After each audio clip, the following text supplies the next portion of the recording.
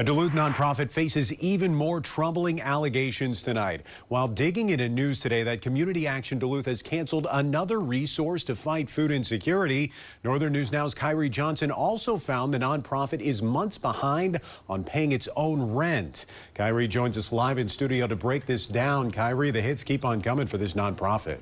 Dan, that's right. CAD operates the community mobile market, which brings fresh groceries to residents who need them most.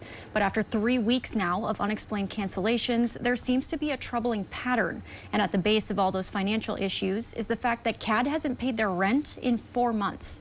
According to documents I received via email today from people familiar with the situation, CAD owes more than $28,000 in rent and utilities to Sherman Associates for the space they operate out of in Lincoln Park. That's an overdue bill documents show they've only made payments on once since September. Staff tell me the lack of rent money has now bled into the individual programs that CAD is supposed to run, including the community mobile market, a grocery store on wheels bringing fresh produce and staples to Duluth neighborhoods. For homebound residents referred by Essentia Health, it's a lifeline. They receive $80 monthly in gift cards to shop and use the delivery service. But over the last 3 weeks, CAD leadership have canceled without explanation, citing unforeseen circumstances. A mobile market user told me mobile market has taken an area that would normally be considered a food desert and turned it into an accessible space. Without it, residents would have a lot more difficulty. CAD's board chair, Salam Witherspoon, says the cancellations were planned months ago to catch up on other overdue payments that totaled more than $120,000. But other staff contradict her. They say the program's credit card has been declining due to lack of funds, leaving the mobile market without essentials to function. Separately, farmers market vendors who were set to sell at November's canceled market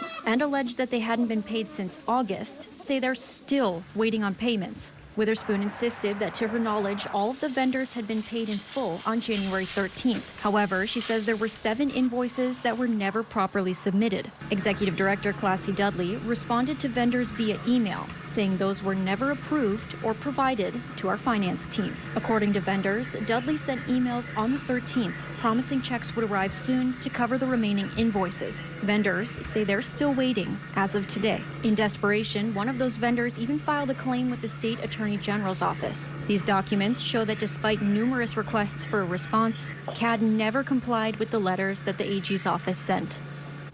We did reach out to Sherman Associates today, hoping to learn more about CAD's apparent missed payments. We're waiting to hear back. I'm told the future of the mobile markets is still up in the air as communication about finances continues to persist. In studio, Kyrie Johnson, Northern News Now.